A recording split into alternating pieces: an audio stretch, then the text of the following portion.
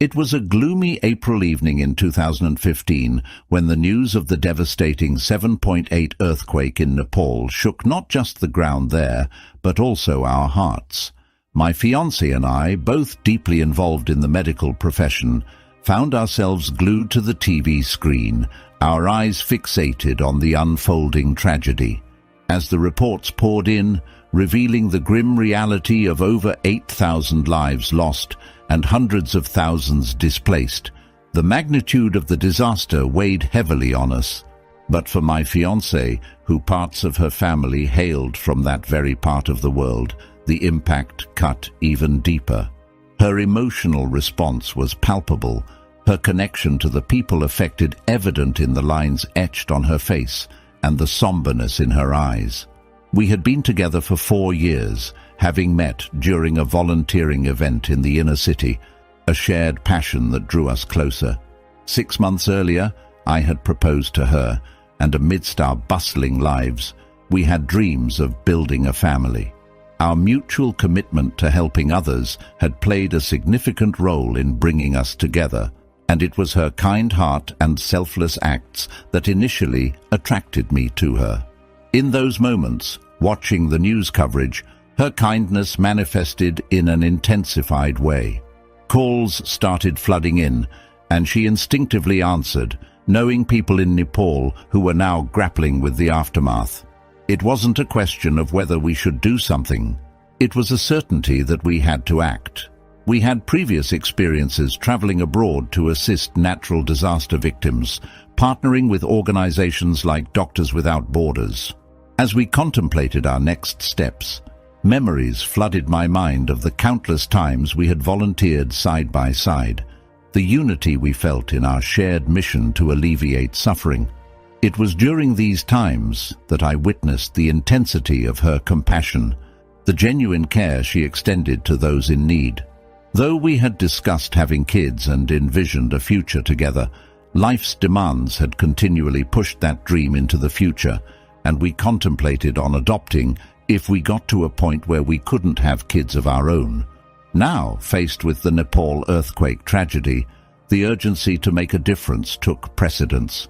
We were not just spectators, we were compelled to act, driven by a shared sense of responsibility and love for humanity.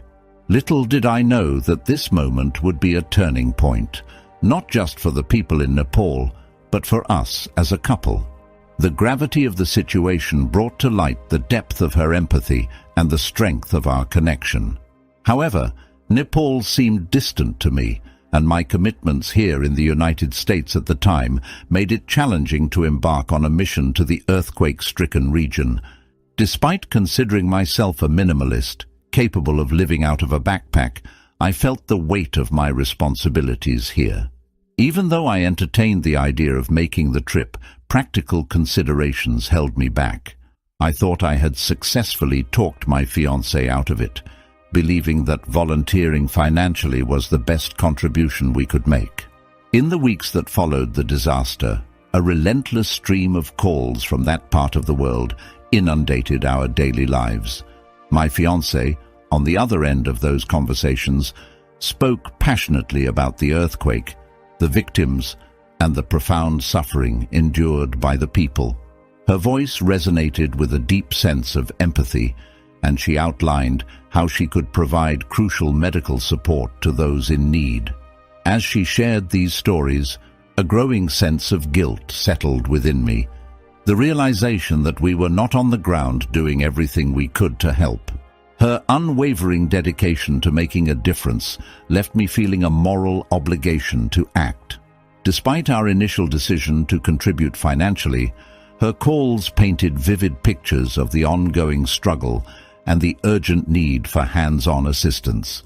It became apparent that she wouldn't stop thinking about or be free from the weight of the disaster unless she traveled to Nepal to satisfy her desire to help in a more direct and impactful way. The realization dawned on me that her kind heart and intense desire to help were not just qualities that had initially attracted me to her. They were the essence of who she was. Her actions spoke volumes, and as she embarked on this selfless mission, My mindset at the time was that I couldn't be prouder of the woman I was fortunate enough to call my fiancée. It was an unprecedented situation in our 4-year relationship. My fiancée was about to embark on a journey without me. If my commitments in the States had allowed, I would have joined her without hesitation. It was only when I finally gave her the go-ahead that I discovered how strongly she desired to go. With a sense of urgency, she hurriedly prepared for the trip, leaving behind many essentials. I suggested waiting for items we had ordered online, but her eagerness to help surpassed any delay. 2 weeks after the earthquake had struck, my fiancée surprised me by booking a ticket to fly to Nepal. Her determination to make a difference, to be a beacon of hope for those affected, became a driving force. As I watched her make preparations for the journey, I couldn't help but admire her selflessness and commitment to alleviating the suffering of others, even at the expense of her own comfort and safety. Upon her arrival in Nepal, the complaints started trickling in. She found herself without this or that, regretting the hasty departure. I tried to remind her to be patient and wait for the ordered items, but the urgency of the situation seemed to cloud her judgment. Given that part of her family hailed from that region, and she was of mixed heritage, she stood out in Nepal. This raised concerns for her safety, and I couldn't help but worry about her becoming a potential target. Moreover, a journey of this nature demanded a significant amount of resources, and I was there to support her financially, providing whatever assistance she needed. Our daily conversations became a lifeline, connecting us across the miles. She would share stories of the people she helped each day, her role focused on assisting the hospital and medical staff. For security reasons, she opted to stay at a Western hotel in a more secure area, a decision that eased some of my worries, but didn't entirely erase the concerns I felt for her well-being. As she navigated the challenges of being in a foreign land, far away from the comfort of our shared life, I found myself immersed in a mix of emotions: pride in her selflessness, worry for her safety, and a longing for her return. Her initial plan was to stay in Nepal for 2 weeks, but looking back now, I realized that our communication began to dwindle. She quickly ran out of money, and I became her lifeline, supporting her every need. Throughout this time, she gave me no reason to doubt her, and I suspected nothing. As she extended her trip from 2 weeks to eventually 6, she had to adjust her return flight and replenish her supplies, all funded by me. Unfortunately, in the midst of my busy work schedule, I failed to notice the drop-off in our calls, or the fact that most of her calls were to ask for more financial assistance. Time seemed to slip away as I juggled long hours at work, and before I knew it, I was driving to the airport to pick up my fiancée. The anticipation of seeing her again was palpable, and we couldn't wait to reconnect on a deeper level. In the next couple of days, our intimacy soared, and it was different from our usual interactions. Normally, I would initiate, but this time, she took the lead every single time. At first, it seemed like the natural result of being apart for so long. It made sense in my mind. She missed me, and perhaps, after 6 weeks without intimacy, she felt like she had some catching up to do. However, something felt off. The intimacy, instead of being a genuine expression of our connection, felt empty. It was as if it had turned into a chore for her, a duty that needed fulfilling. I couldn't quite pinpoint why, but the organic and authentic nature of our closeness seemed to be missing. I brushed it off, attributing it to the long separation and the eagerness to rekindle our physical connection. Little did I know that there were hidden layers to the story, waiting to unravel. I played along, oblivious to any ulterior motives behind her sudden surge of affection. It wasn't until about a month after her return from Nepal that I began to sense something was amiss. She spent an inordinate amount of time on her phone, even when we were together. Her attention seemed elsewhere, as if her body was present, but her mind was distant. That's when I started to suspect that something significant might have happened during her trip. The feeling of unease lingered, and it wasn't until 2 months later that she dropped a bombshell. She was pregnant. Shock coursed through me. How could this be? We hadn't planned for it, and she had always been on birth control. Confused and searching for answers, I asked her how she could have gotten pregnant. Initially, she claimed she forgot to take her birth control pill. Skeptical, I pointed out that forgetting wasn't in line with her responsible nature, especially when we had a steady supply delivered regularly. Her story shifted, and she offered a different explanation.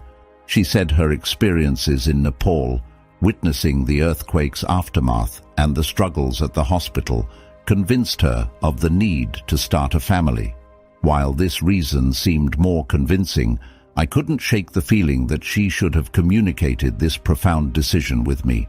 Starting a family is something we had discussed, but making such a unilateral decision without involving me felt unsettling. The gravity of the situation sank in, and the dynamics of our relationship shifted. I grappled with mixed emotions. The joy of impending parenthood tinged with the uncertainty of the circumstances surrounding her decision. The trust that once formed the foundation of our relationship now seemed fragile, as if the seismic waves from Nepal had reached us and altered the landscape of our lives in ways we never anticipated. She couldn't give me a clear answer about why she made the decision to get pregnant, and simply apologized. That apology spoke volumes, revealing that something was amiss, and my instincts told me I needed to investigate further. Restless with suspicion, I knew I had to get to the bottom of this unthinkable situation. When she left her phone unattended for a moment to take a shower, I seized the opportunity to delve into it. Since she frequently used WhatsApp to communicate with her family abroad, I connected her WhatsApp messenger to my laptop browser using the QR code. The shocking truth unraveled before me. My fiancée had met a local guy during her trip to Nepal, and they had started a relationship. In their messages, she expressed her love for him, and they exchanged non-explicit pictures capturing their day-to-day activities. It became painfully clear that they were having an affair, yet she seemed conflicted about being with him, perhaps due to security concerns or the realization that it was all a fantasy. To compound the situation, she'd been sending him money, and shockingly, part of the funds I'd sent her during her trip were used on him. The gravity of the betrayal hit me like a ton of bricks, leaving me grappling with a mix of emotions: anger, hurt, and profound disappointment.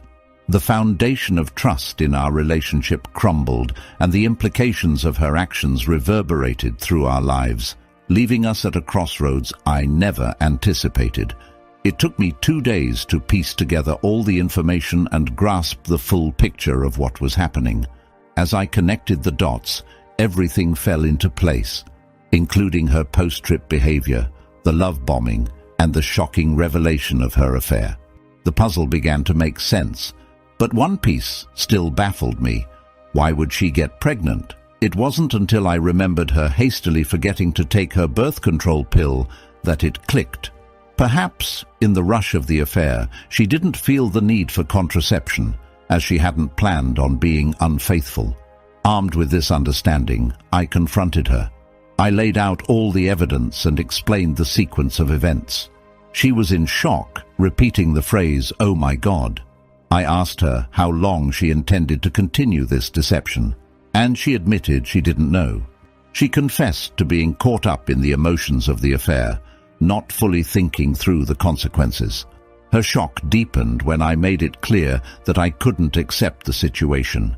To her disbelief, she couldn't fathom that I might leave her for having an affair, let alone for being pregnant with another man's child. In her delusion, she thought that I would stay with her simply because of the unborn child.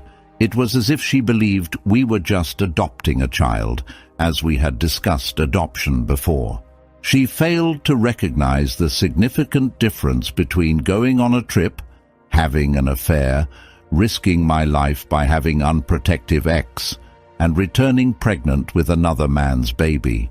The magnitude of her actions almost deceived me into believing that the child could be mine, a notion I couldn't accept once the truth came to light. The trust in our relationship shattered, and the weight of the betrayal left us both at a crossroads, facing a reality neither of us had foreseen. In her delusion, she saw the affair as an oversight and believed we should focus on raising the unborn child together. I was incredulous. She became angry, feeling betrayed by my decision to leave despite her being pregnant. It was a surreal situation where she saw herself as the victim. When I discovered her affair, most of our family and friends already knew about her pregnancy and assumed it was mine. However, when I asked her to leave, the narrative shifted, and suddenly I became the villain. People accused me of heartlessness, questioning how I could kick out a pregnant woman. What they failed to acknowledge was that the child she carried wasn't mine. The pressure to man up perplexed me. What did that even mean? She needed to face the consequences of her actions, and the responsibility fell on the man who got her pregnant. Frustrated by the skewed perspectives of our mutual friends, I chose to distance myself from them, recognizing their inability to comprehend the gravity of the situation. Thankfully, my family supported me through this tumultuous time, even though they cared for her. After confronting her, she couldn't provide a clear explanation for her actions. She claimed she still loved me, but those words held little significance in the face of such a profound betrayal. Love, in my understanding, didn't involve such acts of deceit and hurt. My dad told me that this was a valuable learning experience, emphasizing that we hadn't yet gotten married, making it easier to part ways. After our breakup, she clung to the hope that I would come to my senses and take her back. When she realized the futility of her delusion, she attempted to damage my professional relationships by sending messages to some of my colleagues. Fortunately, most of them saw through her deceit and supported me. I won't pretend that this has been easy, because it hasn't. I loved her, and a part of me still does. The experience has been traumatizing. I never imagined I could love someone so deeply and be betrayed in such a horrific way.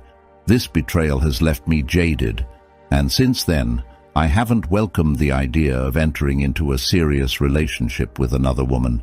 The wounds from this experience run deep, and healing is a process that